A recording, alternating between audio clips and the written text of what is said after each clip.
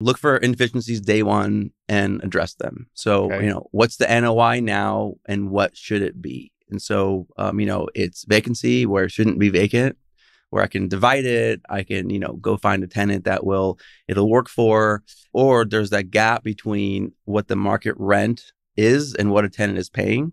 So, in the strip mall world, like 95% of these things are owned by mom and pops and not like, funds and stuff. And so that liquor store has that owner convinced that $4,000 is the rent. If it's $5,000, I will leave.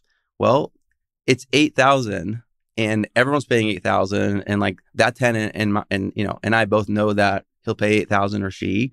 And so, there's that gap between market rent and actual rent, which like we see in retail more than any other asset class, I think. And just it's addressing that. It's like, I want a tenant who can make it at a market rent, no more, no less. And so, we invest in the buildings, but these folks have to pay a market rent. I mean, it's fair for everybody. Don, welcome to DFW. Thanks for having me. This is truly like a life highlight for me, Chris. So appreciate it a lot. It's a life highlight for me. Don and we met like 3 years ago, and you called me and you were like, dude, I just listened to your podcast and I'm thinking about starting a Twitter account, or maybe you had like just started it. I think it was right after I started, and sort of started blowing up, and I didn't know what to do with it or like what was going on. And then like you were kind enough to spend time with me and like ask me what the goal was, why I'm doing it, who the hell are you, kind of deal. And so that was really early on for sure. And there's very few people that I would go on a walk with through Central Park with no umbrella on to talk about real estate, but you definitely did that. That was wild. Yeah, it was. I guess it was about a year ago. Storm and rain in the morning, and it was like real estate therapy for us. Like we both just kind of opened up about what our challenges are, what we want to do, and it was. I think it was like 2-3 hours in the rain. We were at Central Park. We were in the zoo. You were like, let's go to the zoo. Yeah. You're like, okay. We walked through the zoo together in the pouring rain. I think we had an umbrella. I might not have had an umbrella, actually. I don't know. I don't know if we did or not. All right, let's go back and start. Tell me a little bit more about how you grew up. I know this part of your life, but I don't know as much about like growing up. Yeah, so I grew up in Cupertino, California. So my elementary school literally was like right next to Apple's headquarters, right? Just like. And so spent my time in Silicon Valley, stayed local for college. My dad's an engineer. Mom was a nurse, retired kind of before I remember. And so, it was just a Bay Area suburbs, kind of a nerdy life growing up. I took school seriously. I liked baseball, and I stayed local for college. And like more I kind of raised the Bay Area. So yeah, how did you meet? How did you meet your mentor at 12? Wow. Okay. So I have two mentors. Okay. One is like my life mentor that, who is in real estate and like kind of like a father figure in a way. Even though like he's only like 60 right now. My freshman year of high school, I was playing baseball, and our coach, I won't say his name, was a 30-year-old guy who was volunteering, and I didn't know that he owned real estate at all. And he became a mentor. And then, after college, he's like, well, what do you want to do? What have you? And I didn't even know that he was in real estate or anything. He's just very humble guy. He's like, why don't you talk to this broker of mine? I'm like, well, what do you mean broker? He's like, like call this guy. I went and met with this, 32-year-old broker who did leasing, and he hired me on the spot.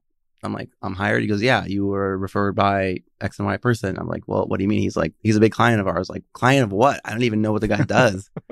And so, started at 22 years old, knew nothing about real estate, doing leasing. Okay. And growing up in Cupertino, you grew up like from Apple. Did you think you would get into tech, or was that not even on the card, like tech? No, I mean, I was really entrepreneurial. I was into finance a lot. Like during college, I helped everyone open their first Schwab account and buy stocks. It was like 98, 99. And so, I think most of my friends went into tech. I stayed local. So after I graduated in 2002, I went to Santa Clara. I was single and moved to, SF, and just by the virtue of just going out and like I was meeting the folks that were building Web 2.0 literally without knowing that. And so everyone around me is in tech, and that's why I love New York better than the Bay Area in that sense, because everyone in New York's about real estate, and like Bay Area, and like everyone's like, okay, like if you're not in tech, I'm not really sure what to talk to you about. So. Yeah, when I visited you in New York, I think we were like walking through the streets and you were like, look at these buildings. Yeah. They're filled with real estate companies. It's my home, man. Yeah, Blackstone's right there, and everyone's right there. So all right. So you get out, you're 22, you have really no idea what you're going to do, and your mentor kind of pushes you towards leasing strip centers. He's like, why don't you go meet with this broker who does well for himself and see if you like it. And so, the guy was a power hitter broker. He was not really a mentor in the sense that like, he wasn't going to sit me down and show me the business. It was more like, here's a bunch of CoStar phone numbers and names, call them, let me know who wants to sell, see you Friday. But he was in the middle of huge deals in Silicon Valley, selling shopping centers left and right. The big Rolex, gift of gab, knew everyone. And so, I think the first year I said nothing. I just sat in his meetings, sat in the car with him, and he was closing deals, buying, selling, leasing. And, I just learned by watching him. He's really, really good. Has anything changed about what you saw in retail, I guess, almost 20 years ago? Has anything changed today, or do the same dynamics that make a shopping center work still exist today that existed back then? It's the same exact thing. It's backbone. Parking is the backbone of suburban retail. Signage, co-tenancy. How do you create visibility?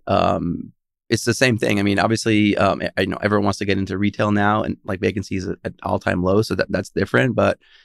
Like the same strategy I used for our first deal in 2006 is what I'm using now on a site that we're buying in Dallas right now. Same exact thing. What's the strategy?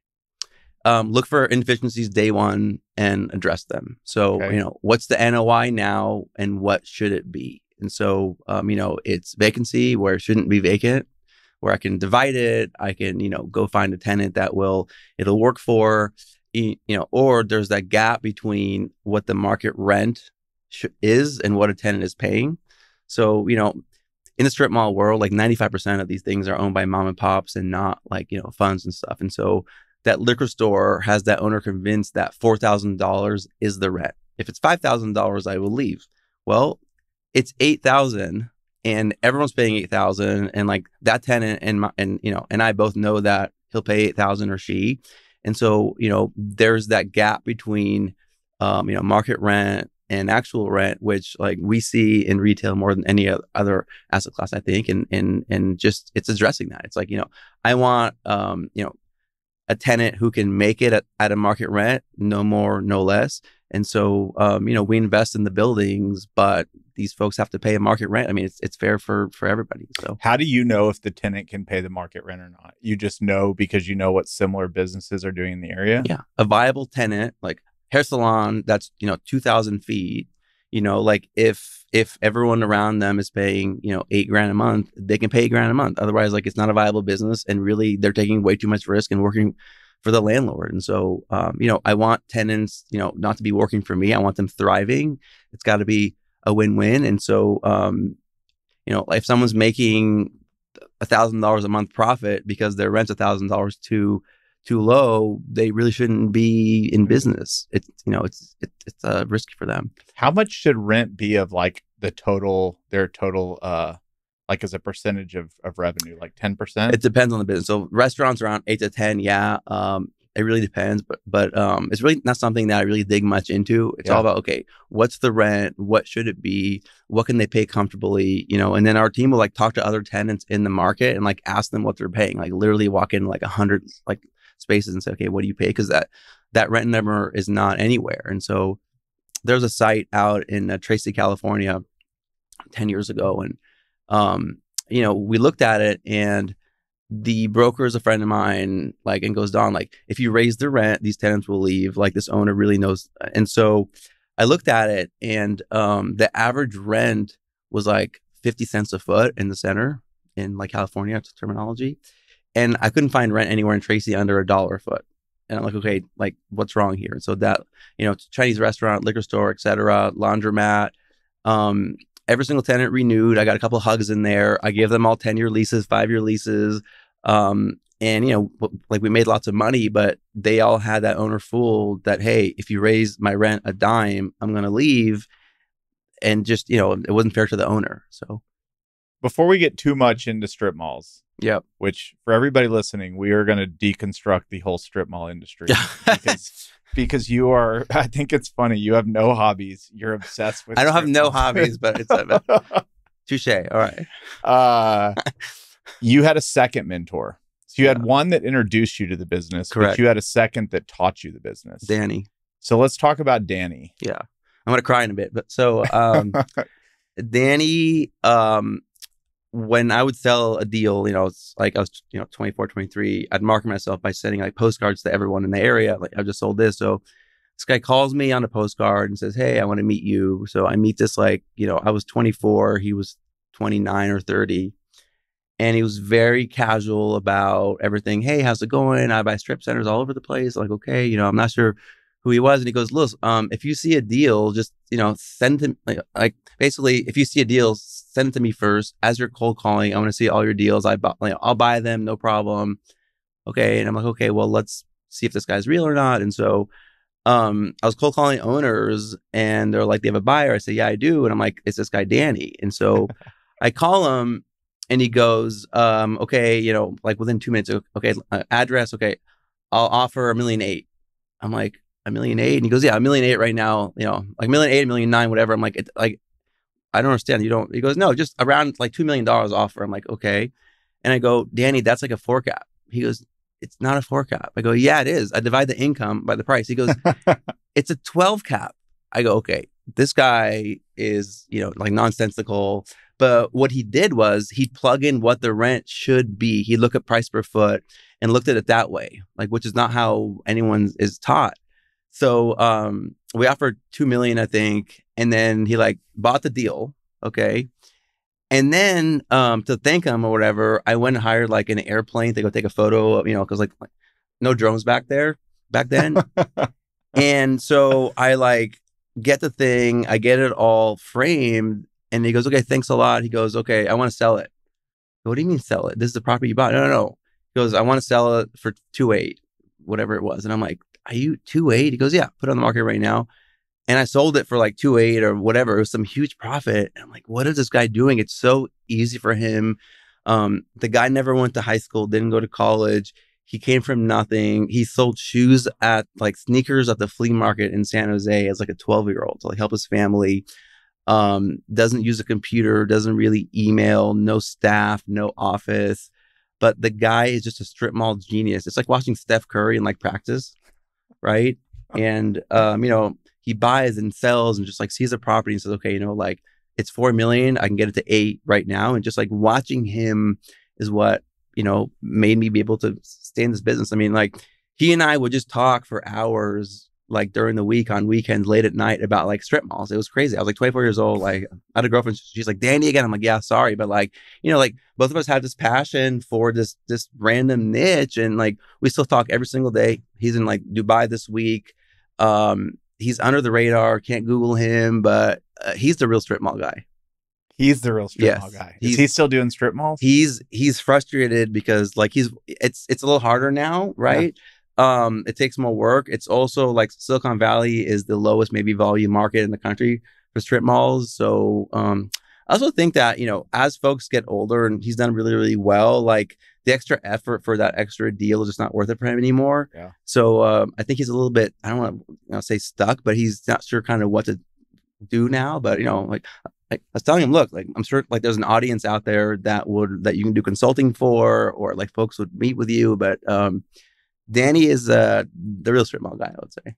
Okay, so Danny told you some things to do. Maybe we'll talk more about him. Yeah. What are some things he told you early on were like, these are no-nos? Do not do these things. Price per foot. Okay, so like you'd be like, Don, that's $500 a foot. Like, it's never about really cap rates on the buy. It's about price per foot, environmental reports, parking ratios, don't take on a lot of debt. He really kind of knows what he's good at and knows what he's not, and just focuses on what's easy, simple. This works, make that deal. And I guess the like number one thing is focusing on your downside risk. Okay. So like, what's the worst that can happen? Is there downside? Is what we talk about all the time. It's like, okay, that deal, like, here's the best case scenario, but I spend more time on, okay, like if I can't hit all my goals and this all goes wrong, what happens? And if I break even, then make the deal. Okay, so what are downside things that could happen? Like, obviously, tenants could like go out of business. Yeah. But what? Which isn't really a risk as long as you can underwrite the rents correctly. The rents it's all about the rent. So like, if you have a space that's $3 and you get $2, you're crushed. So it's like every space is underwritten differently. The elbow space might be a $1 rent, where like end cap's $4 rent. So like, underwrite, like, will you release that space? Are there 4 like handicap spaces in front of it, which will make people, not want to visit that space as often as next door with a patio or whatever it is. So it's underwriting the rents correctly. Otherwise you're crushed quickly. And it's, how leasable is it? Is it too deep? Right? Is it 85 feet? So you can't divide it. Right? So like all these little things that lead to, how wrong can this go? And parking is huge. Okay, wait. Yeah. 85 foot deep. Is that too deep or not deep enough? It's too deep. So what's like, the perfect? Like depth? 65 feet is great because I can divide it. You talking about wide or deep? Deep. Everyone wants frontage, right? So it's like if I have 4,000 feet and I can't lease it, if you divide things down to 1,200 feet, it's like a big secret in the business. Those lease like the easiest, like in all retail, 1,200 feet leases. Okay, so if I mess it up completely, but it's 65 feet, yeah, I'll spend the money, but it will lease. Okay, if it's 85 feet, I can't divide it. I'm just like stuck. The elbow is like the dirty word of strip malls. Yeah. It's like a 4-letter word, but there's 5 letters. But the elbow. What's the perfect tenant to go into an elbow? A dentist, because they'll put a bunch of money in there and they'll never leave. But look, I mean, any tenant that goes into an elbow is a perfect tenant. I mean, because if someone has a viable business and is a good business person, they're going to avoid the elbow at all costs. So it's like, you're looking at the karate studios and maybe the folks that don't put a bunch of money in. It's tough space. I mean, I underwrite it at 0. I get sold a center. I'm like, that's the elbow. It shouldn't have been built. It should have been parking lot in the back. It's a 0. And if it doesn't pencil, it doesn't pencil. Sorry. So like, let someone else say, oh my God, it's $2 rent. I'm like, look, they will leave and it'll sit vacant for 9 years.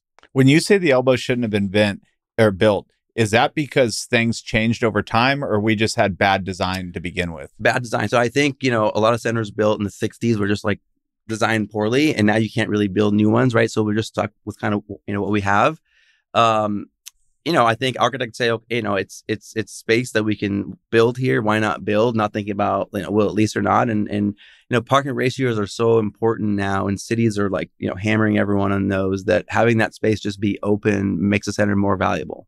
Is the reality that people are still driving as much to retail centers as ever? Are people Ubering now and getting dropped off? Or like, it's still the parking matters? It matters a lot. Everyone's driving, like this whole, let's force an urban, area thing isn't really working. And yeah, everyone likes to get in their cars. I mean, I was on Beltline today, et cetera. And, people are driving all over the place, and that hasn't changed. And, like they're not even Ubering. They're literally just driving and that's suburbs for you. Do you like EV charging stations in your parking lots? Not at all. It's funny, like there was a 30-year-old guy in LA last week that called me, and he's buying a center, and he goes, hey, my upside is, because I always want to know, okay, day one, what's your upside? What's inefficient that you'll address and, add value through your own work? And he goes, I can get, I think it was $3,000 a month for like this EV company. And I'm like, this is horrible because you have 4 restaurants. Your parking ratio is 4.2 per thousand. It should be more than that for restaurants. And like, you're getting rid of a third of your parking. Like you're going to get crushed. That $3,000 is going to be like a negative $15,000. And so, yeah, I mean, I don't think retailers want folks just hanging out in the parking lot for hours. I mean, you want people in and out of there. So I think for office, it works. Retail, I've never had a tenant ask me to put one in. What's the perfect ratio for restaurants? 6-to-1. It's really like, it's usually a space for every 2.5 seats. It's very different. Like, Agora Hills, California is like 10 per 1,000.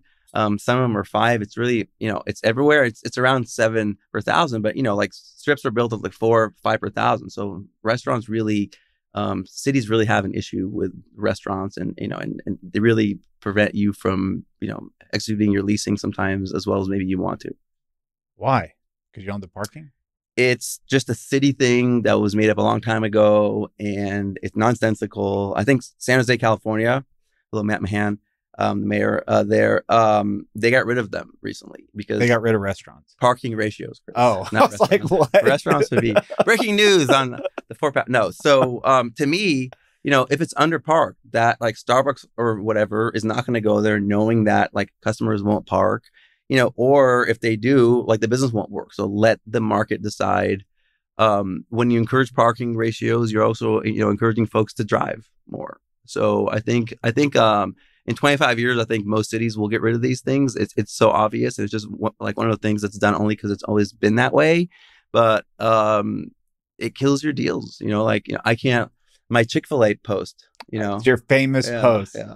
It's funny because that's Chick-fil-A ever reached out to you? Oh, yeah. I was in a call tweeting about it. No, I was in a call about a month ago with a guy at Chick-fil-A, 15 years on the real estate team. He's like, I love that tweet. We get that all the time. And they get it. I mean, so explain it.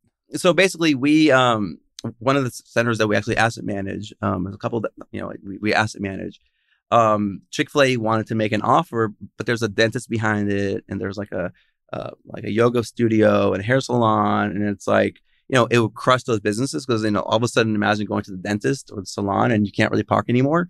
So here's this $100 million center. You add $2 million in value, but what if you lost 10, 15, $15 million? And so I tweeted out, everyone's like, the guy doesn't know what he's doing. Like, this guy must not really be in the business. And I'm like, like Chick-fil-A will probably agree with you. Like, if there's not enough parking there, it doesn't work. So it's got to be standalone. I love Chick-fil-A. Love you guys. But aren't they all standalone? No. Oh, they're not? A lot of them, they're like pads in front of strip centers. I mean, like own parcel, standalone, like no one else behind it. That's the best. I see what you're saying. Yeah, it's a great tenant, great brand. Some of them do $16, $18 million a location. But, it's all about standalone, baby. What makes a good restaurant and what makes a bad restaurant? Yeah. A good restaurant is an operator who is there every day and is a restaurateur more than the business person. Okay. Right. Ideally, really both, but you want the person that cares about the business, knows if it tastes good, doesn't taste good, shows up every day. The restaurants that don't do as well, it's the person that's like, oh, I'm going to scale. I'm going to open 3 this year and 9 next year. I don't even talk to them anymore. It's like, sorry. I mean, like open 1 or 2, make them work, learn a few things, open 1 or 2 more, do it that way. So the more involved someone is in the restaurant day to day, the better their odds are of success. What about like types of food? Like if somebody's frying everything and there's tons of grease and stuff, do you care? Or No. like it's the types of food doesn't matter. Doesn't matter. Like I want an operator who's great at this. They have other locations that I can walk in, I can eat at, I can, I know that they know what they're doing, and it's like I'll do deals with those guys all day long. If I don't like their food, doesn't matter. Go on Yelp, 4.5 stars, you're good, man. So Is that how you do due diligence on a restaurant? Yelp is a huge part of our business. Really? Yeah. So if you go in and like read 20 reviews, you'll know if Sam is the operator or what the problems are. And so, part of our DD on deals is, hair salon, whatever it is, you read all the reviews and, you'll learn things, look for patterns. What are the customers saying? It's busy at this time. It's dead here. There's a new owner. It just traded hands. It's a gold mine of data, Yelp. Do you lease to startups, like startup restaurants, first time? Very rarely. Yeah. It's just very risky for me. I mean, like if I can't walk into your business and, talk to you about how things are going, et cetera, I'm taking a lot more risk. Now, if there's a story, where someone's a chef somewhere for a long time, has the capital, and it's like a story that makes sense for me, I'll do it. Like there's a sushi restaurant, like in, it's like 2005. We had this site that was kind of old, whatever, like the Greek restaurant went out and this like young Korean guy went in. The guy had one location in Morgan Hill, California, whatever. It was like 1,000 feet. And, like this was like 3,000 feet. And he had like, okay, doing okay, whatever. And the guy wanted to do all you can eat sushi, was all excited. His family was there. They're like, come on. It was no TI as is. the guy within a year was doing 500 grand a month in sales. He ended up buying the building. He bought Ferraris. So yeah, I love those stories for sure, but they're sort of rare, I guess. If you had to think about the worst tenant mix you've ever seen, what would and maybe you can make it up or maybe you've actually seen it. What would make a terrible tenant mix? Sure. So, a kid's dentist next to a liquor store or like tattoo shop, and folks do it all the time. Like someone will have some yogurt place that attracts kids and families, and they'll rent to a marijuana place next door all of a sudden. Yeah. Those are the worst. You see it all the time. And is it because they're desperate? A little bit, and just not understanding that like tenant mix is a thing. I mean, like many strip mall owners are kids and grandkids of folks that did this, 30, 40, 50 years ago. And like, they don't realize how important like the co-tenancy aspect of this business is. And so I think it's just, a mistake, and it's not thinking through it very much. Well, then how do you handle tenant restrictions or co-tenancy clauses? It's a big deal to us. So, every tenant these days wants an exclusive, when, like a bagel guy doesn't want someone that sells sandwiches next to them or et cetera, like a bakery. And so, as an owner, I'm going to be really good about that because it's important to me to have a good, co-tenancy. But, it's something where tenants understand that there's a risk of landlords doing that, so like Starbucks, et cetera, will have exclusives for like coffee and tea, for instance, they have for a while. And then, now with boba tea, I can't do a boba store because like technically, boba tea is tea and what have you. So, and they won't let us do it. And so, I think that it's an important part of our business. And, like a lot of times I won't lease to folks that like, everyone's like, oh, that's crazy. It's a good tenant, et cetera. But, if that business doesn't help the other businesses, or if it takes away, I'm just not going to, I'd rather have it sit vacant. And when you think of parking, you've talked about this a lot. So tenants that park a lot during the day versus the night. So a perfect tenant mix would be like a dentist during the day because they're not open at night. Yeah. Or I've never seen a dentist. It's like it's a midnight special. Yeah. So like breakfast place that's busy with a place that's a sushi place for dinner, et cetera. Dry cleaner, like drop off only, not plant. Daytime. So, you really have to think through like ramen places do lots of volume. It's like, well, I can't have them and someone else busy at night as well. Like boba tea takes a ton of parking at night. On the weekends, it'll crush like the whole parking lot. Think through that. Oh yeah. People just drinking tea at night? And they hang out. They just hang out. It's like in Cupertino now, there's just places where they just hang out. It's like 100 kids just hang out around this boba tea place. They crush it. And it's like, like good luck being the tenant next door who sells ice cream, and you're like, okay, well, no one can park here or come here. So it's like one bad lease kills your deal quickly. Like retail is dangerous like that. Like one line in a lease, an exclusive, can wipe away your equity really fast. Like it's the puffer fish or whatever I say of real estate. Cause I think, this really happened in office and industrial where like one tenant kind of kills you. And here, everyone's jumping in right now into retail, but it's like, if you don't get co-tenancy and like how important each tenant is, what they do when they're busy, like you can crush your value overnight. Do you do bars? I'll do bars. I like bars. We're actually doing a renewal right now with a bar out in Pleasanton. Love bars. Do you do percentage rent, or is it always just flat? It's too complicated, and plus, like when I sell it, I can't cap it out. So I'd rather get a little bit more rent and like let the tenant win if they crush it. So you never do cost plus. I can't cap. Because I sell all the time. I don't hold forever. So like. A buyer's not going to apply a cap rate to the sales numbers, and their lender certainly won't. So, all right, we're going to talk about hold periods. A lot of people want to know that. We're not there yet, though. To get a lot of these rents, you probably have to update centers. Yep, and TI, which a lot of like the one of the reasons I love industrial is because all my tenants need like $3 in TI. They need a nice little office with paint, carpet, and lighting up front, and then a warehouse. In office, well, we don't even go down office. The TIs have gotten insane in office. But in retail, there's a lot of tenants out there that ask for the moon, especially the specialty stuff. Yeah. So how do you think about TI and CapEx? I love writing TI checks. All right. Yeah. Let's hear about it. So like I get asked, hey, that business has no credit. What are you doing? I'm like, their credit that's their livelihood. Like they make 200 grand a year net.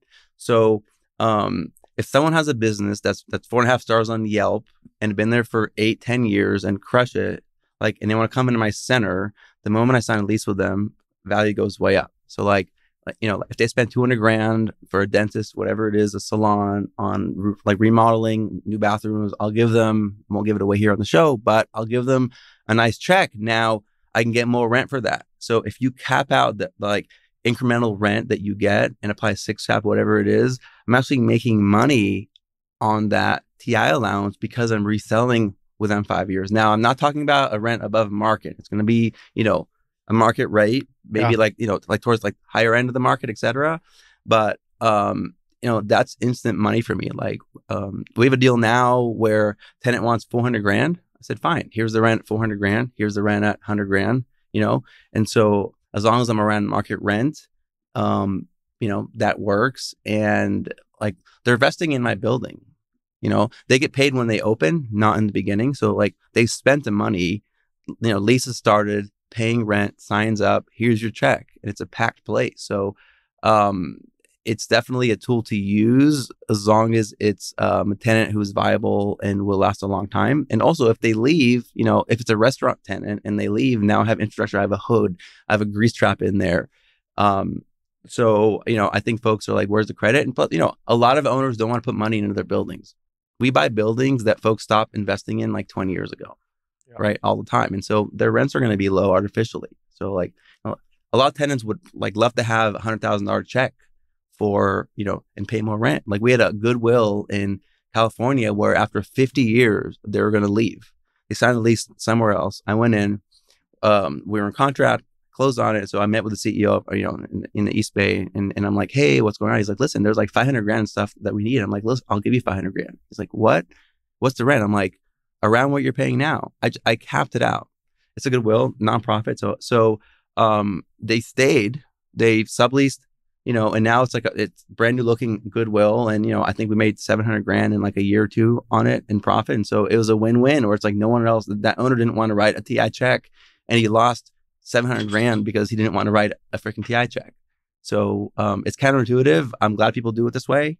But it's a big part of our business. So what you're saying is I'd rather give you a little more TI. The rent's going to go up. And when you put that on a cap rate, I'm actually going to make money on that extra money that I'm giving. 100%. As long as I keep the rent within market. Correct. So that it appraises later on 100%. Okay. What about on the exterior? Or real quick, let's just keep going on TIs for a second. Do the tenants, they obviously are showing you their plans because some of these build outs can get expensive. Yep. So if I'm giving you even 400 grand, that's probably not every single dollar it takes to build out the interior. No. So you're just looking at their financials to see what they're capable of spending. Do you have them put money in escrow, or you're just... No, not at all, because... Do they spend the first dollars? And they only get paid when they open. They get paid after they spend all the money already. Yep. Okay. And like, we end up paying them like a third, maybe 20% of what they pay, half maybe. And so, I also set the rent start date as a firm date. So like I'll meet with them and say, okay, it's, February 3rd today. How long will it take you to get plans and opening? He goes, okay, probably February, whatever. So July 1st. I go, look, I'm going to make it August 1st. That's your rent start date. Like, no matter what happens, if you open early, you win. Okay. If it's late, don't call me. Okay. It's August 1st. They get really excited. They hurry up, they open. And, I think like many deals die because of that period of like, how long will it take, et cetera. So when you give them that hard date, it like motivates them to hurry up, get open, and be efficient. So it's TIs, but it's also that extra free rent period. Yeah. How much of a how do you calculate deposit the same way for everybody, or is it based on credit? Based on credit. I mean, we, like tenants that we do deals with are sought after. I'm excited to have them. I'm not worried about them failing, or else I wouldn't do this deal. So like, we don't go too crazy on deposit. I mean, I don't do many startups. So it's not a big, it's not risky to lease to a sushi restaurant who crushes it and everyone goes there every single weekend and now they're open, second location. It's like, the guy's not going to go lose his butt, in real estate. It's like, like I'm not worried about his deposit, his extra month of rent, whatever it is. Okay. On the exterior, what are places that people just like waste money on the exterior that don't matter? Like if you're buying, let's say something that's 20, 30 years outdated, and you're going to have to put, and again, this is a generic question because it depends where, but when you immediately are like, here are the places you should spend money on the exterior and here are the places you should not. Yeah. So stucco is your friend. Okay. It's cheap. It looks great. Tenants love it. It's quick. Like done that a lot of times. Lighting is huge. Signage. So if you go from box signs to individual like channel letters, it just looks like a different center, literally. Yep. And so that's big. And I can't force the tenant to like redo their signage. So like we help with that sometimes. And so it's stucco signage. Landscaping is huge, and anything to create visibility for them. So like a new monument sign, a higher monument sign, a better one. So it's all about like visibility, and parking is huge. Like we bought a center in San Diego, and now we're like adding like 19 spaces in the lot because we're like reconfiguring it and, adding compact spaces. So stucco, lighting, landscape, parking. But you can force them into signage in a new lease. You just can't force somebody that's already there to change their signage, right? I don't think it's right to ask them to do that. I think per our lease, yeah, I mean, any like new leases, they definitely do themselves, but it's just hard to go buy centers. Like, I'm your new buyer and good luck spending, it's like 15, 20 grand for those things. So like it's in our TI, like CapEx budget. I need to own a sign company. It's big business. Do you like drive-thrus that are attached to the end cap? Do you care? I think right now drive-thrus are the hottest part of all retail. It's crazy. It's crazy how many drive-thrus where the tenant's paying 90 grand and 80 grand, which was a lot 5 years ago, 10 years ago. We're doing deals now at like 160, 180. I think this is kind of breaking news a little bit. A lot of those owners who are sitting on these things, drive-through tenants are paying, some of them are paying like 350. Are you having to build the drive-thru, or was it already there to begin with? We don't really build ground up, but it's like, so what on built to suits, I don't want to go into an area of retail that I'm not an expert in, because like we just don't do those. But it's like on our existing ones, there's leases that we've owned them for a while, and now it's like 80% more rent, double the rent, and they pay them. Like it's all a function of sales. And after COVID, everyone likes to drive through now. Like folks got comfortable with it, and like it's unbelievable what those things are selling for right now, leasing for and selling for. Drive through, baby. It's a drive-through world now. It is, good or bad. Okay. Let's talk about hold period. Ooh, okay, let's do it. So you like to buy it, get it all fixed up, get your leases done, create the value, and then you're out. Correct. Yep. That's like to the retweet world. You're just they take that like offensively. Some of them do. Did Dan teach you this? So Dan taught me what's wrong with it and go fix it. Right. So once I fix it at that point, if I get, a deal to an 8 cap and I can sell it at a 5 cap, like that's big profit right there. If rates go up, which, wow, it's happening now, and you're back at a 7 cap or an 8 cap world, I've lost, all my equity as a GP. All our hard work is gone. Our investors also, have, let's say, whatever profit. So like, if you go back to all of our deals that we've sold, 29 deals, and apply 50% LTV, our net after fees to our LPs like 23% net IRR with low debt.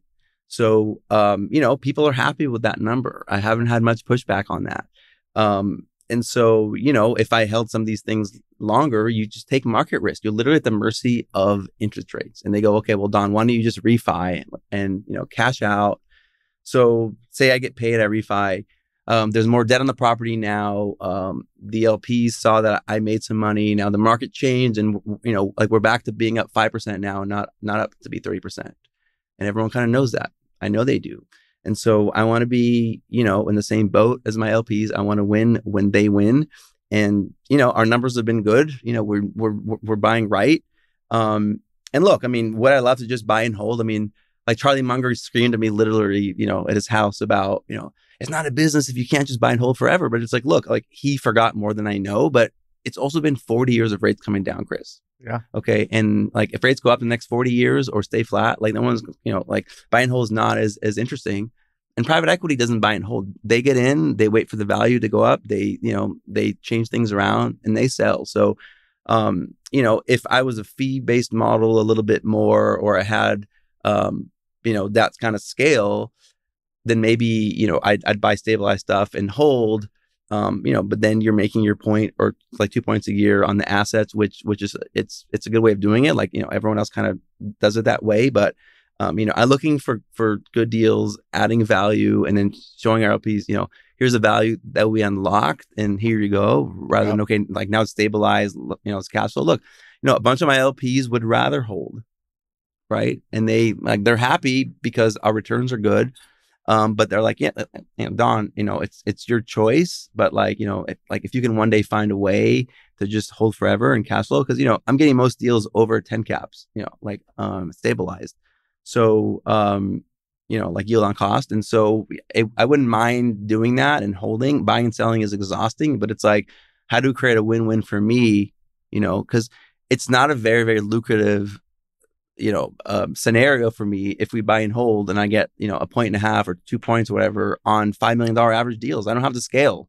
Yeah. Right. And it's the same amount of work for a deal that's 5 million as 500 million or 50 million. And so, you know, that's something that I'm looking at all the time. But I mean, right now, kind of like, if it ain't broke, don't fix it, I guess. Yeah. Open to ideas though, man. So, well, we'll just chalk it up as never say never. Yeah, Maybe one never day say you will never. start holding. So far, You're so going to good. sell so many $5 million deals for 10. Then you're going to be like, I just need a place for this cash to sit. Good problems. Yeah. It's good problems. But you did mention one thing. You said it takes as long to do a 5 million as a 50 million. You're a smart guy. It would be the most people, when you say that, you're like, I'm going up to 50 million, but you just said it and you're like, I'm going to stick to what I know. Yep. Why do you stick to the smaller deals? Look, I love this business. I love you do love this business. No, I know. I'm gonna blush. No, look, I fell in love with an asset class where it's $5 million deals on average, right? It's like, you know, I love the passion of these mom and pop tenants. I love the puzzle piece of each deal and solving it. You know, like I like to find out, you know, like we bought a Blockbuster Video and then it went vacant, and you know, I went in there and we ended up making it into a Chipotle, Panda Express, all these jobs created, nice building now. I like knowing that we did that. That's a win for me. And so like if I buy a Whole Food Center that was stabilized, I guess you could stare at it, whatever it is. I really like this business and you know, and this niche a lot. I mean, it's just, you know, I wake up every day and I like what I do. And if I bought a bunch of big deals that were stabilized, you know, I'll just be doing something that's more lucrative. I totally agree with that.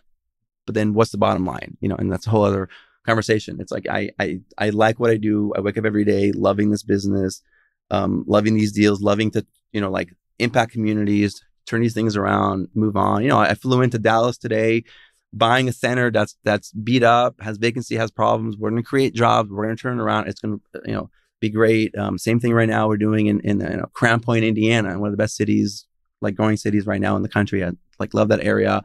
Old center, 40 years, looks terrible. Wait till you see it a year from now. And I get excited. Tucson. We just bought a deal in Tucson. That's been same owner for 40 years, looks terrible.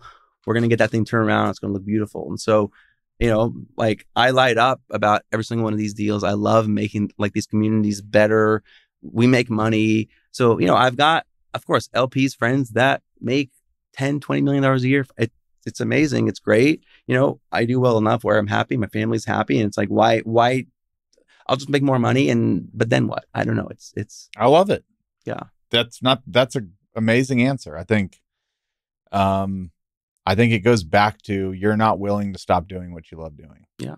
For money. I don't ever And stop. you see a lot of people that sell out and yeah. chase the dollar and get rid of what they started doing, they loved, and then they don't love it anymore. I see my mentor right now. He's having a hard time because, you know, it takes more effort now than it is. Like you can't buy in one market and like there's not enough volume anymore. And so he can't, I don't know what he's filling his day with right now, but it's, you know, he misses this business. And, you know, like I see what happens when someone's not doing what they love anymore. Yep.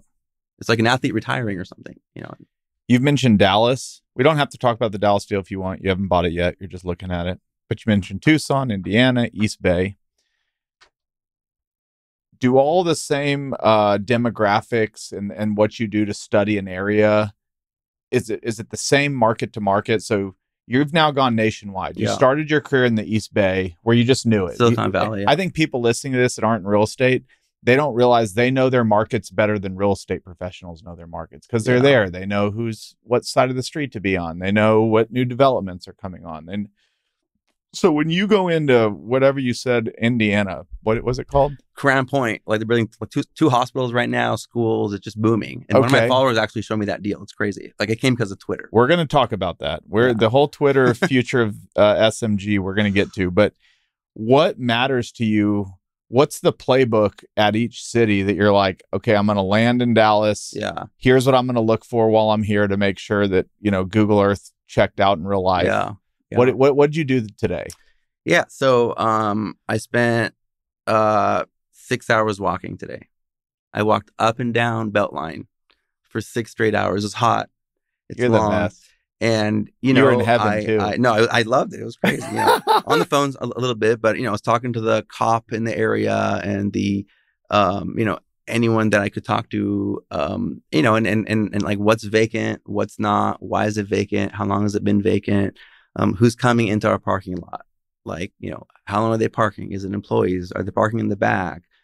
Who's busy? Who's not? I went in and asked the tenant some questions and realized quickly a lot that we didn't know before about their business.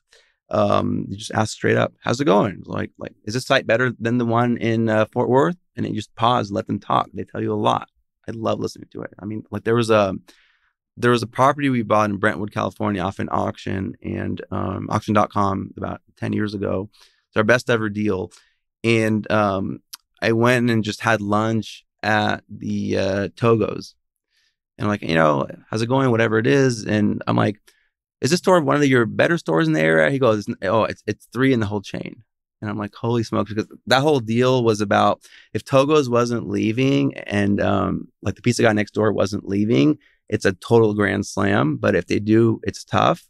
And I went next door to the pizza guy, talked to them, best store in the whole chain. So like I knew that. The folks bidding out of LA and around California didn't go there, didn't spend the time. And like that was $1 million piece of information that I got. I think we made $2-3 million on that deal and just leased it up, didn't do much. And so, I just, I noticed things like, obviously, is there a left turn? Wait, why does that matter?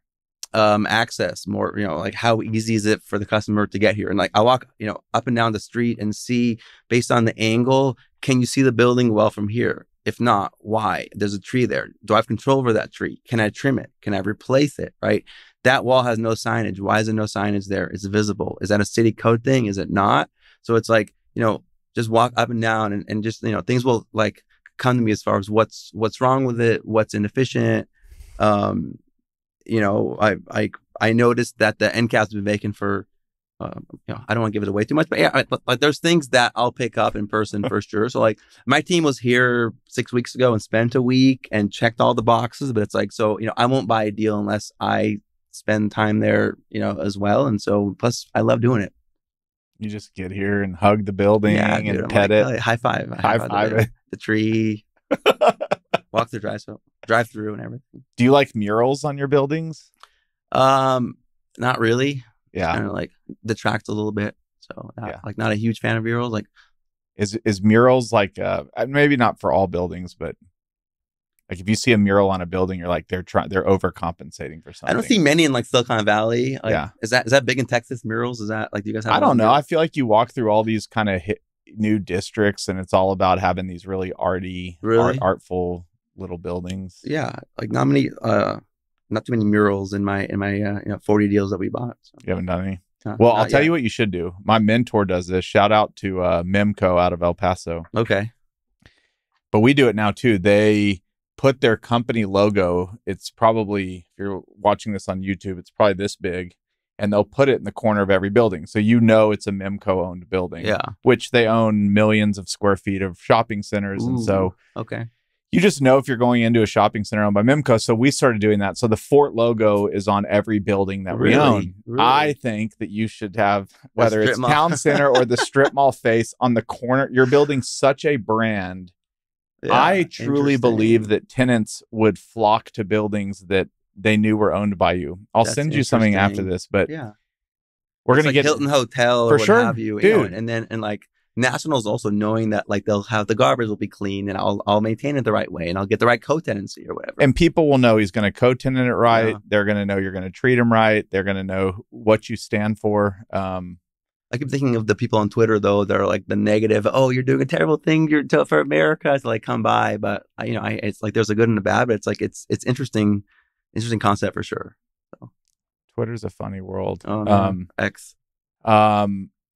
Okay, so what's something about an area? How do I ask this? That like the average retail person, or maybe people would think this is a good area. Yeah. But then you see something and you're like, if these things are in the area, it's an immediate no matter what else is there. I don't think in terms of area at all in real estate. So like brokers are always like, you know, what demographic do you want? What traffic count? I'm like, guys, a good deal is a good deal. I don't care where it is.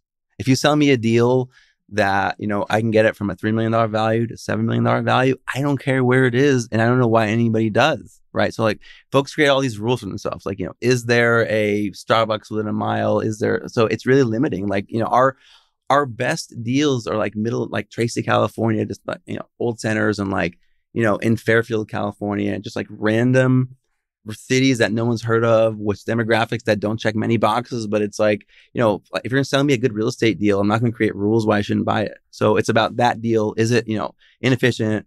You know, if it's worth $2 million, I can get it for $1.2 million or what have you. Like, why skip it because I don't love the city or you know, like our best located deal, Main Silicon Valley. You know, it's like an 11 net IRR. Our worst deal. Why? Right. I mean, that one we just held for a long time. So IRR gets hit when you hold too long. Yeah. So that was why. Otherwise, it would have been fine. But it just shows you that, you know, that's like demographics are great. It's, you know, across from like the top mall in California per square foot by Santana Row, which is like Federal Realty is one of their best assets. Like we're right there on Stevens Creek Boulevard. But it's like, you know, it doesn't mean that you'll hit a home run because all those boxes are checked. Right. Buy it right. It doesn't matter where it is. And to me, the biggest career mistake I made was I thought, oh, I know Silicon Valley, you know, stay in Santa Clara County, San Mateo County, Alameda, but no, retail is retail. You know, I can look at a deal in Tracy or Crown Point or anywhere in the country and within minutes say, you know what, based on this price per foot in this aerial, it's worth digging into further. And then it's all about the rents and the exit cap rate for that market. I know the answer to this, but I'm just going to ask it anyway. Why does price per foot matter so much if you can achieve a certain market rent? So price per foot is the cheat code for are the rents above market or below market. Ah. So okay. like, you know, so like without diving in and doing all my study, if everything in the area sells for $400 a foot, okay, and I'm, you know, it's the same cap rate as this property at like 200 foot, it tells you something right there. So like, I just give that away, but it's, you know, that's what you start with ultimately. You heard it here on the Fort podcast. Only here on the Fort podcast. Career-changing advice that you've never heard. Price per foot, baby. Revolutionary. Price per foot. Subscribe to my... No, I'm kidding. Breaking news. Okay, leasing. Yep. Are you just calling the local leasing broker and saying, nope. Hey, pal, just bought something in Crown Point. I need you to start leasing this for me. No, sir. We do leasing in-house, even though... In every city? 100%. So I started as a leasing broker. Okay. That's the backbone of everything we do. And the way that leasing works for 1,200 square foot spaces, and, you know, I love the brokers. I was a broker. I cannot ask a broker to go work that deal and spend hours and hours canvassing for a $5,000 commission. That's 5 or 6%, whatever it is. So that game is, right, if you have, you know, small shop spaces for lease, you put up signs and you put it on, you know, the listing services, Crexy, et cetera. And you wait and you do like 20, 30 of those and hopefully you do a deal every month or two. Right. And so because we're IRR driven, I cannot wait for a year or 6 months, whatever it is for, you know, that broker to lease it, which they eventually will. So if my team lands in Crown Point and spends 4 days canvassing and giving out 300 flyers, I'm going to like lease that space in a couple months versus a year for a broker with a sign, Chris.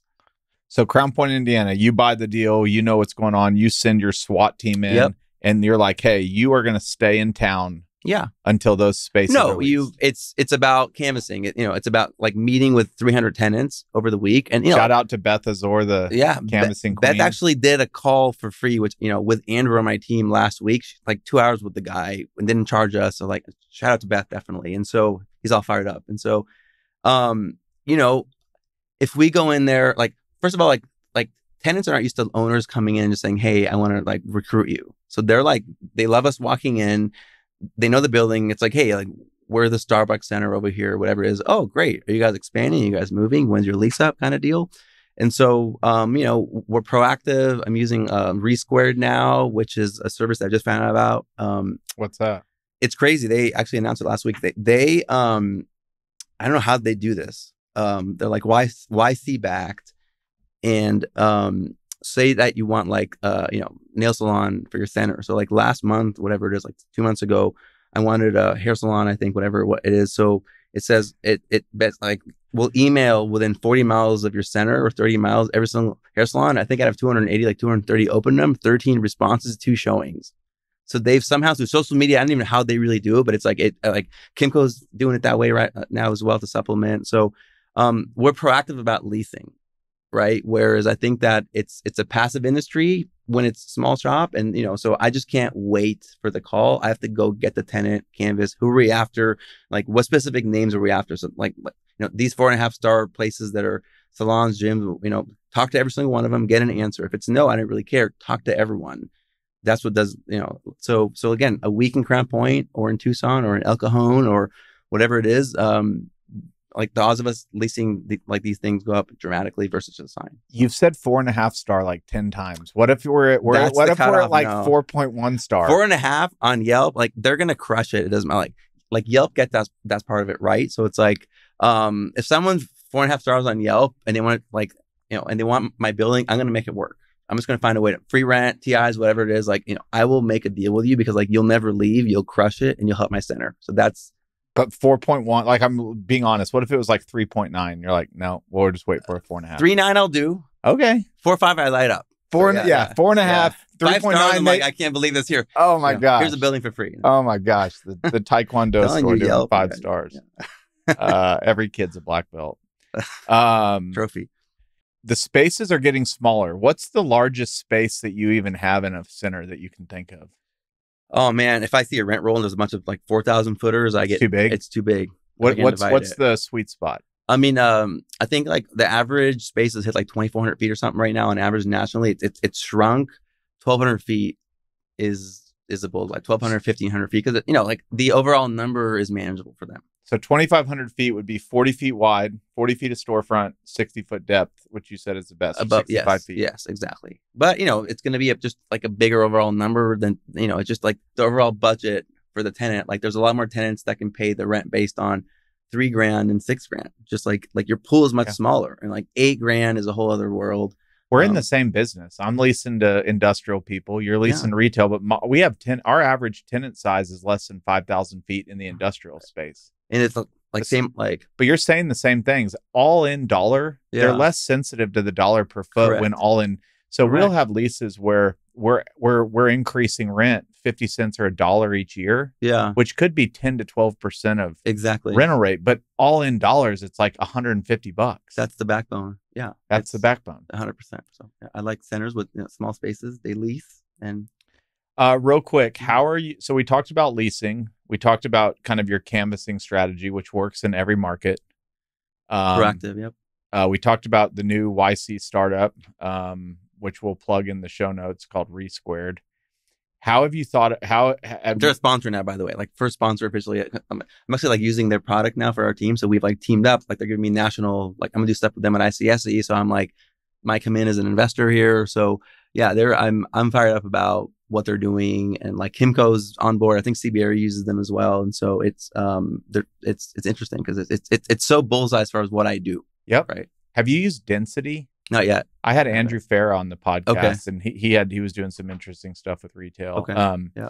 Okay. Real quick, because you're not holding them as long, you're probably not as worried about it, or maybe you are, but how have you thought about increased CAM taxes and insurance? Or do you think about it much? Yeah, I think about it a lot, so like if we're buying a center and the rents are low, et cetera, but the nets are high for whatever reason, higher than like our neighbors, we looked at a lot. It's all about the overall number. I don't know if I'll buy a deal in Florida. We're trying. It's just that insurance thing, it like when it goes from $1.20 to like $3.50, it's a big deal. I mean, like in California, where if it's 50 cents and it doubles to like to $1, it's not going to kill us. But like definitely some pockets. We looked at a deal in New Orleans recently. I love the deal, but it's just like that risk is too high. So we definitely look at nets 100% as far as the overall number and the impact there. Okay. All right. Let's talk about just StripMallGuy. Oh man, yeah. It's crazy. First off, and we mentioned it at the beginning, but I want to take this part really seriously because I think people miss the point of what's actually happening here. Yes, 100%. Like you probably wake up every day and you're like, why does everybody not get what's happening? Yeah. Obviously to you, but you probably have some friends that are like, why are you on social media? Yep. Okay, so you started this account. You saw some people tweeting about stuff. You didn't actually agree with it. So you're like, I'll just start this quick anonymous account, respond to it, and then I'm going to vanish back into my close world. The account. Yeah. And all of a sudden you woke up a few weeks later, you had thousands of followers. It was like a week later. It was a week later. Yeah. We don't have to go through the whole story. The spoiler alert is fast forward 3 or 4 years, you now have hundreds of thousands of followers, real deals written about you a lot. You're very well known on the internet. But I think the first thing is, what would you tell people? Because when I've you've made strip malls cool. I don't know about that one. What my message to everybody is, you can literally make anything cool. I'm not sure I made Class B industrial cool, but it's probably the most boring part of real estate in the world. And my answer to people is like, if you just talk about something and it's attached to a personality, you can almost make anything cool. Like you could talk about painting rocks, and I think people would be interested in it. I guess. I mean, look, all this happened by accident, and I wouldn't have believed that social media can impact my business or my life so much if it didn't just happen to me by literally without planning it. And so I fell into this, and I think what's missed is what a business tool it is, and and it's helping me be a better GP in so many ways, Chris. It's changed our recruiting. Like 5 years ago, if I put out an open, like a job opening, some people interested, whatever, but I'm just some guy with a small team who buys strip malls. Like I'm not gonna get some Ivy League person. It's And so now with the brand, like I have some of the REITs and there's MBAs, etc., with experience that reach out all the time that want to work for me. And deal finding. Talk about deal finding. Finding deals is the hardest part of the real estate world. And because it's so hard, a lot of folks make up, they have other strategies to make money that let them avoid finding the great deal, because really great deals don't scale, right? And so, you can't find 50 great deals a year. It just, it doesn't happen. So, when I was focused on the Bay Area, if some buyer called me out of Texas or Florida and there's a billionaire, I don't care who it was, I don't care what they owned, I'm never going to call them again as far as a great deal. Like they're not going to be top of mind. I have my local people. Like it's just sorry. Right. And so as we expanded, I was insecure about calling a broker in Texas and saying, hey, I'm this buyer. They say, well, what do you own? The first question, what do you own? It's like, well, are you in Texas? No. And then they get bored. They're nice enough about it. But, how do you get brokers nationally to think about you? Right. And so what changed everything for me, because, first of all, Twitter, you don't know who's listening. It's a big dark room that you're shouting into. And so it was about a year ago now, and there's a listing in Philadelphia for sale in the market. So I called the broker. I'm like, hey, I'm interested. He's okay. Here's a package. I go, what's the deal with it? And he says, listen, like, just what's your email address? Fine. And I said, by the way, this is super random, but have you heard of StripMallGuy? He goes, yeah, I love StripMallGuy. I'm like, oh, well, that's kind of my account. He goes, oh my God, I have 3 offers. 3.8 will get you the deal. 3.2 will be too low. Like, gives me like the whole deal, right? And I was like, holy smokes, right? And so next door, there's a site for lease identical. So I needed, those lease comps badly. So I called that broker and said, hey, by the way, I want lease comps. He goes, I can't really give it to you, whatever. And I'm like, look, I want to buy next door. He goes, I go, by the way, ever heard of the account StripMallGuy? And he goes, yeah, totally. Why? I'm like, that's my account. He's like, okay, I'm getting $1.80 here. He rent me the entire rent roll. And I'm like, what just happened? Like, how does this broker in a Philadelphia suburb know our brand? Because I didn't even know this was happening nationwide. And so, by posting and tweeting, all these folks, it's sort of like I'm calling them every single day. So like it's scale top of mind nationally for, strip mall brokers, which I didn't think was a thing. It happened by accident. So, and also it's helping us in other ways. And I think it's tough because like with social media, like all the things that really help you come up unexpectedly. Like things happen that you can't plan for. So it just kind of has to happen later. So it's like, like if you don't see the apple in that tree, like you won't really climb it. So, for example, there's a deal that we're about to close on recently, and, order a survey. This is just wild. And, survey comes back and we are 6 inches, like the building 6 inches on the other property next door. I'm like, okay, well, like can't get title insurance, never get a loan on it. We're done. We're all bummed out. So my team kind of like looks into the ownership, and it's some real wealthy family. Good luck. Okay, who are you going to call even? And after like a day, I'm Googling and I'm like, the last name of the family matches the last name of this young guy who's, follows me on social media. And I'm like, there's no way it's the same person. So he works at a firm where I met his boss through social media as well. So I call him, I go, hey, by the way, this kid, and he goes, yeah, that kid's grandpa did this and that. And I'm like, you're not going to believe the story, like, like buying this deal right now, etc.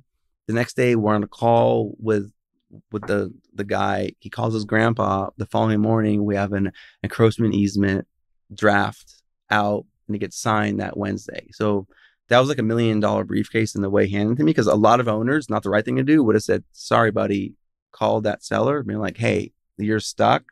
Here's a haircut. I'll buy it and then resell. So it's like, I never would have planned that. Right. So like all these things come about, like the more your audience grows. And so it's so underrated.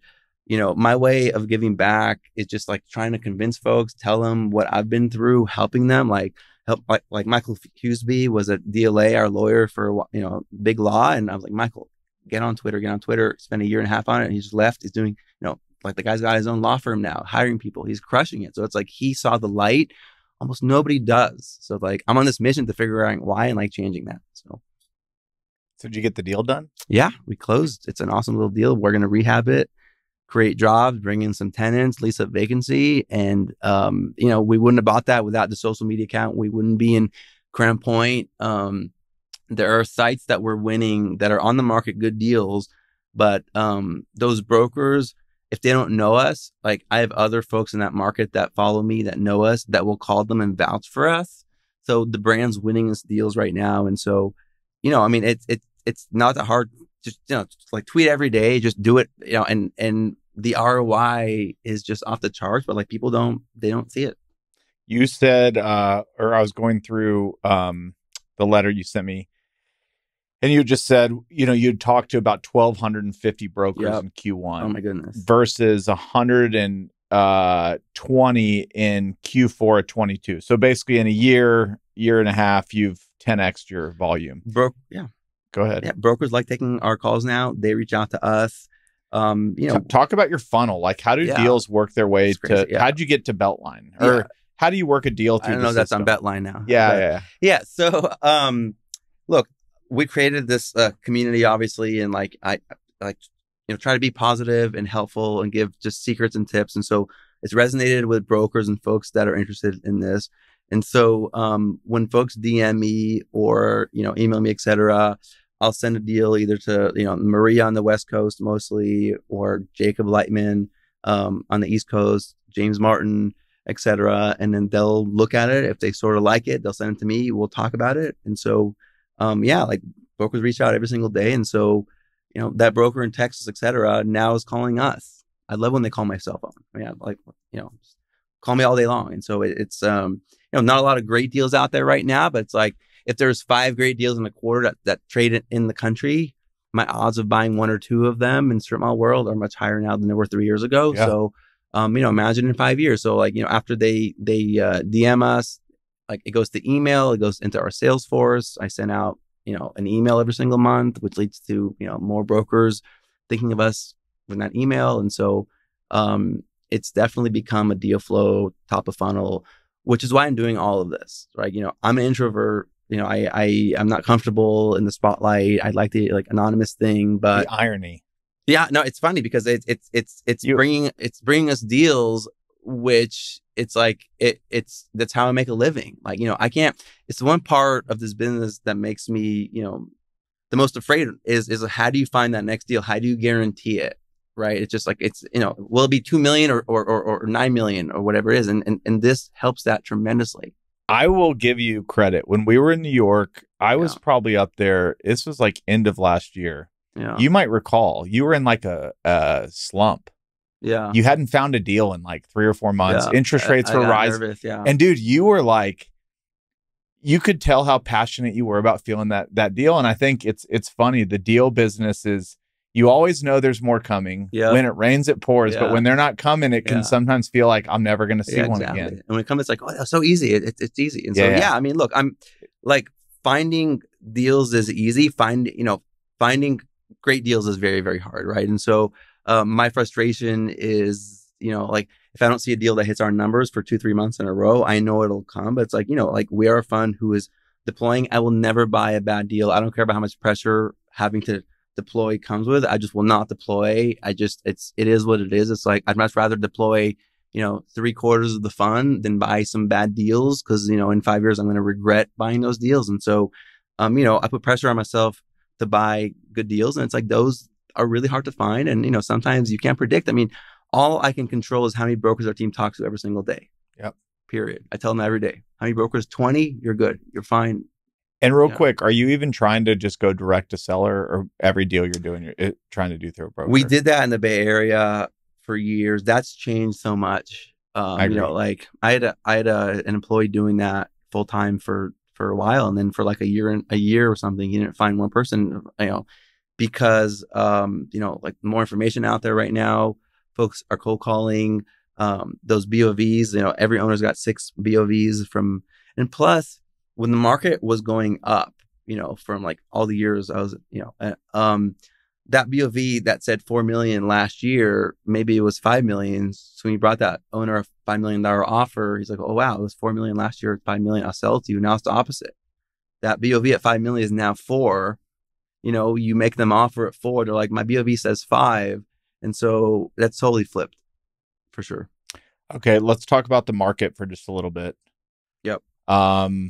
Retail's not dead, despite what we were hearing for years. I like the narrative of retail's dead. It helps me a lot, and people are getting wind that it hasn't been dead for a really long time, but it's dead. You guys, no, it's very much thriving right now. They're not really building these neighborhood centers like they used to. Not at all. I mean, is that because of cost? Is it because of regulation? Is it because these areas have become so dense that any available land, you're doing a much more dense product than a strip center? Why aren't we building this stuff? Look, the average strip center is probably worth $200 a foot nationwide, $250 a foot. Okay. And it costs, let's say, average $350, $400 to build. So there you go. You also don't have the scale when you're building, 15,000 feet. You don't have the scale of 100,000 square feet. So it's just more expensive per foot to build. So yeah, I mean, it's they've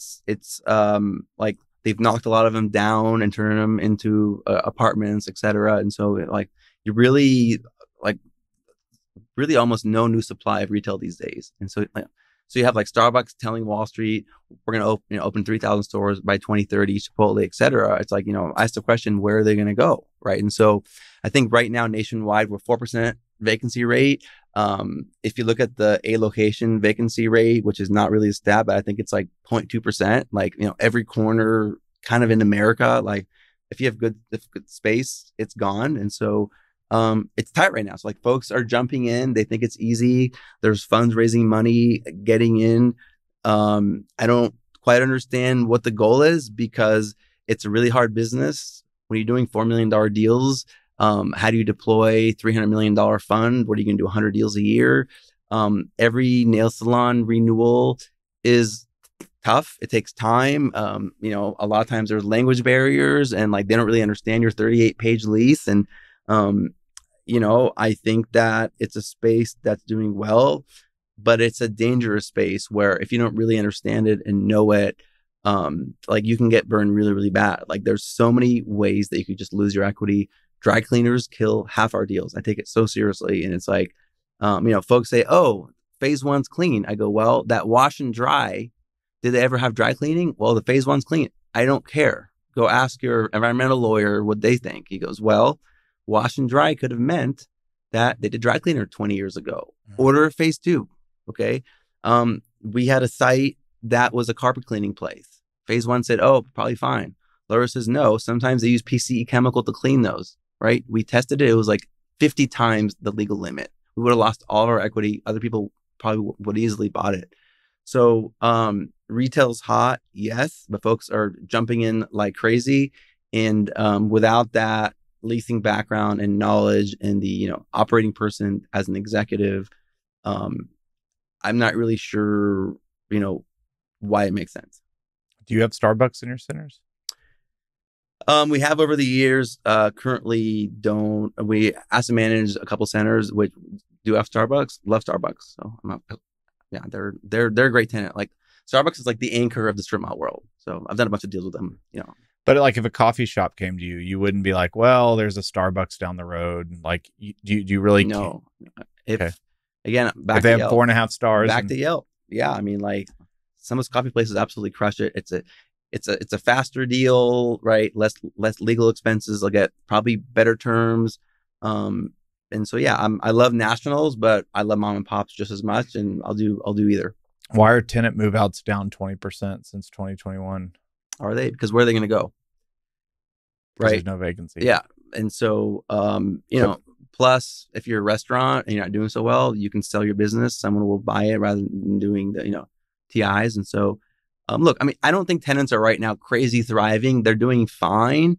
But I think that tenant like that was making maybe 180 a year is now maybe making 130 a year and has no other really option. So tenants are getting hit hard on renewals right now because owners know that where they're going to go. Right. And so something that I really watch out for is, like nets are going up for sure. Rents are as well. And so, you really have to be careful with how much you squeeze these tenants as well. So. And banks are still lending on this stuff. Usually you're probably borrowing from what, community or regional banks? Yeah. Life goes as well. We're like 55% LTV is my maximum. Like I still want a 45% LTV, I think it was. So like, banks like our deals. Like we buy out cash obviously and finance later, but it's like, yeah, it hasn't been an issue. It's all different lenders though. It's like never the same lender because like all of them have their things that they like or don't like, et cetera. So you're like Moses, all cash up front. Is that what he does? He gets all cash up front, does the whole remodel, gets it all leased, and then refis out at the end. He's hold forever, right? Or like for he's hold forever. Amazing. That's where y'all are different. But as far as the cash up front, all cash offers, all cash as CapEx. You have to. Yeah. I want to win deals. Like a big REIT sold us a deal a year ago, and being cash offer made a big difference. I can close, in 14, 21 days if I really, really have to. So we won the deal because of that. You're not doing any power centers? Just not what I do. No interest in that. No. What about, I'm assuming kind of what we've been talking about. I'm not saying it's Class B product, but it's more like neighborhood services, things that, would you go do like a luxury retail strip center in like a super high-end neighborhood where the tenants are like high street? Yeah, like super luxury, like, or going over to Highland Park in Dallas. Yeah, I mean, like, we actually bought a deal like that very recently. If there's value there, I will. Yeah. I just like rarely see good deals in those areas because you got folks that will overpay for that stuff. Like generational stuff. We bought one off market 2 weeks ago, maybe the highest earnings zip code in the country, and it was off market, and it was like holy smokes on XY Street, and so we jumped in because deals are selling double the price per foot in the area, and so but normally it's hard to find those deals. What's a market that you hope to do a deal in that you've never done a deal in, or do you even care about that? You just want a good deal? It's really deal driven. I wouldn't mind being in Florida, Texas, obviously, hopefully happens soon. But it's like it's all about find me a good deal, no matter where it is. Really, do you manage? You lease all your stuff? Yeah. Do you manage all your stuff? Right now, we do. Okay. Yeah, we do. And so like retail's a little bit different. Like they don't call you for toilet leaks, etc. It's triple net, and so we normally hire the last handyman. It's the same garbage company, sweeper, etc. Like it's not that intensive. We're at this fund right now. We just bought our 7th center. Once we hit, maybe 12, 13, 14, maybe some of them we'll just do locally, but it works for now. All right. Well, let's end on a good story. So we were at Reconvene this year. Yep. And you came up to me. You're like, dude, I got to tell you something. And I was like, what? You're like, you're never going to believe what I'm about to tell you. I'm like, all right, what? You're like, you're never going to believe it. I was like, just tell me. And and you show me this picture, and it's you're sitting in Charlie Munger's living room. I couldn't believe it. I still can't believe it. So yeah, power of social media, man. So I idolize obviously Charlie Munger and his ways of looking at the world, and like keeping it simple, and specialize in what don't be complicated, all these things. And so I went on Twitter like a year ago now, and I said, hey everyone, this is super random, but it's like, if anyone can get me a meeting with Charlie Munger, please make it happen for me. And so, one of my followers happened to know Charlie's right-hand man really well. And it was like, oh, Don, I didn't know that you wanted to meet Charlie. I was like, I didn't know you knew him. Well, that's, we never asked. And so I don't ask friends if they know Charlie Munger randomly. And so apparently Charlie loves strip malls. Okay. And he loves real estate and buys or bought a lot of real estate. And so someone on his team, I was, chatted with for 10 minutes. He goes, this is great. Charlie will love this. What do you do again? Whatever. And so the guy was in New York a week later. We met up. We spent 3 hours talking real estate. And he goes, listen, next time you're in LA, reach out. Charlie would love to meet you. I told him we met, that you are passionate about strip malls, and he wants to meet you. I'm like, this is crazy, but it can't be real. I was like, there's, it's not going to actually happen. So I landed in LA, actually San Diego, on that deal that we bought. Reconvene was the next day with Moses. And so I land at 3:00, and I go, hey man, I'm in the area.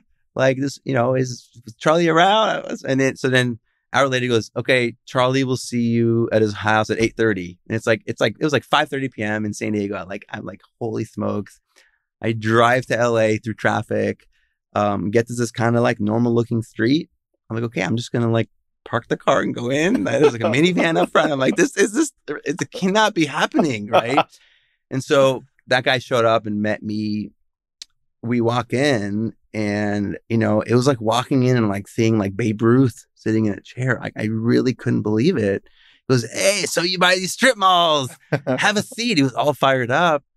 But his house was it was like those owners I'd meet with when I was 25 that had a lot of real estate, but had these homes that they just never updated since the 60s. So it felt comfortable, because I met with folks kind of like him in real estate a lot. And so after a minute, I wasn't, it just kind of that aura went away a little bit. And it was okay, two people just, talking finance, real estate.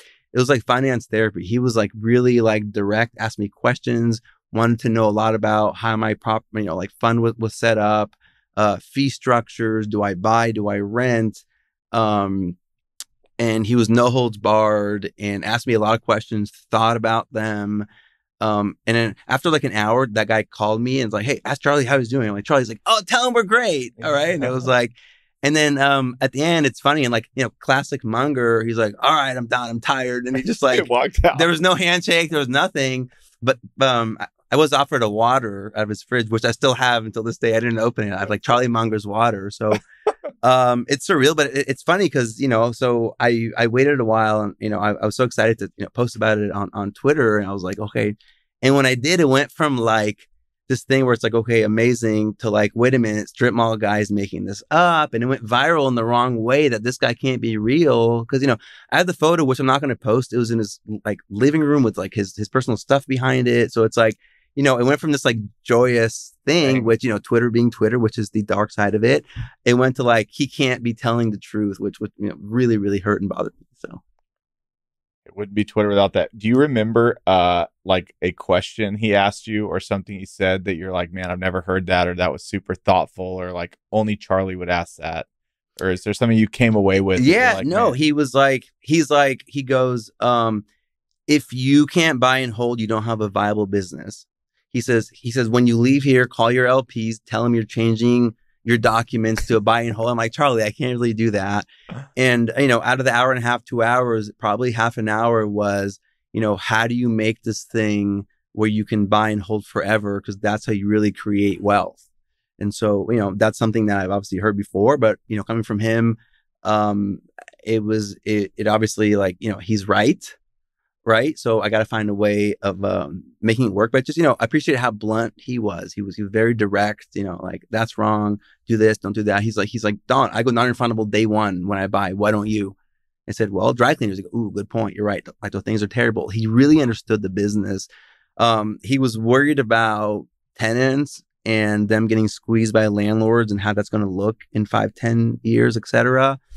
He loved dentists for whatever reason. He spoke about how just like a physically hard job. He just likes his dentist. He works so hard. He stands on his feet all day, and it's just like laborious. And, he just enjoyed talking shop with someone that, had like a niche knowledge about something that he was passionate about, I guess. So Did he have any suggestions on how to set up something to hold forever besides like a REIT or your typical structure? Like, did he have anything unique on like, hey, you should think about it this way?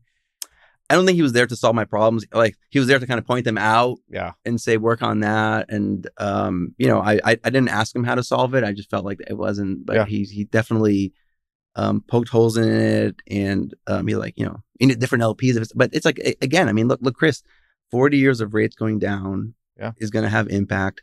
Private equity, right? They get in, they get out. It's there is a system, and when you have $4 million average deal size, okay, it's very different. And it's like, Charlie doesn't invest in things. I mean, he knows way more than I ever will, right? But it's like his real estate is not $4 million, $6 million on average. It's just it's harder to scale that way. Why does he like multifamily so much? Did he say that? I don't know, but I think it's been published that like he bought more apartment buildings in California than anyone else in like 2021 or something. And so, he goes out there.